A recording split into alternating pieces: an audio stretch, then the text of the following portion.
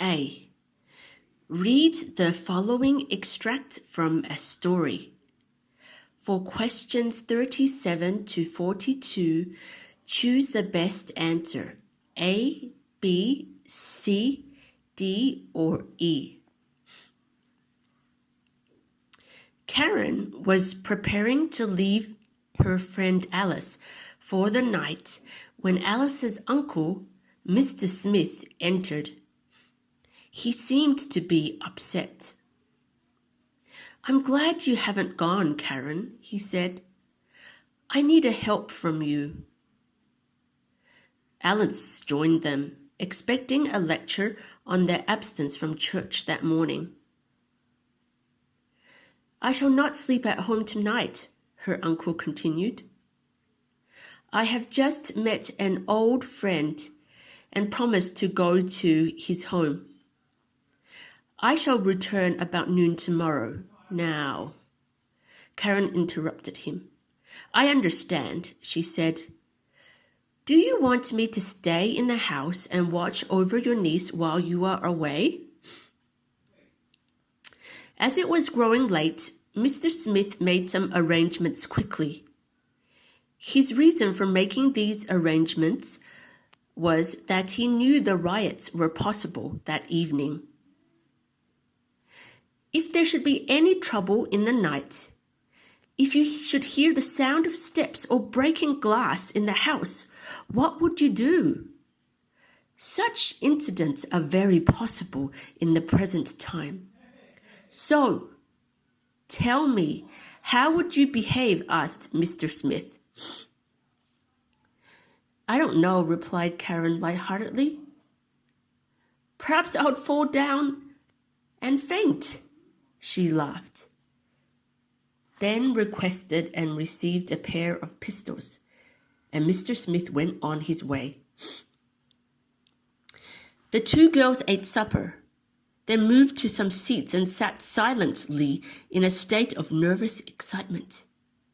Every window and door was locked.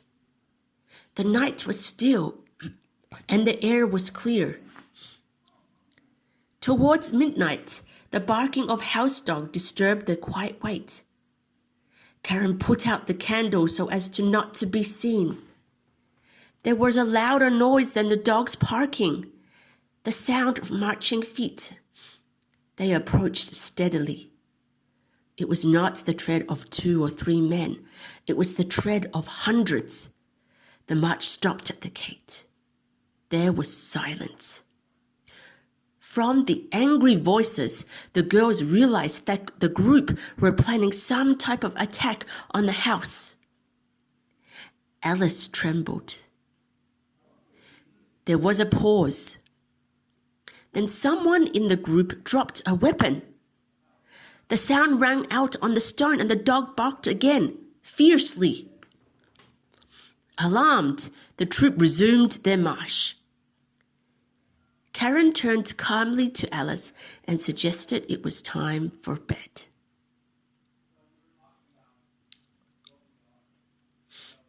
"37. Which of the following is the best title for the passage? A. The Riot. B. Story of Mr. Smith. C. The War. D. A Good Dog. E. Night of Terror." Mr. Smith, 38. Mr. Smith appeared to be worried because A. Alice and Karen had not been to church that morning. B. He feared that Karen had already gone. C. Alice and Karen were leaving. D. He had met an old friend. E. Alice and Karen had an argument. 39. Mr. Smith believed that A. There might be serious trouble that night. B. The girls should leave the house. C. The house was safe. D. There was someone in the house. E. He would never come back. 40. Karen was A. likely to faint that night. B, aware of and prepared for the possible danger. C, unprepared for the danger. D, unsure of what she should do. E, unlikely to attack. 41.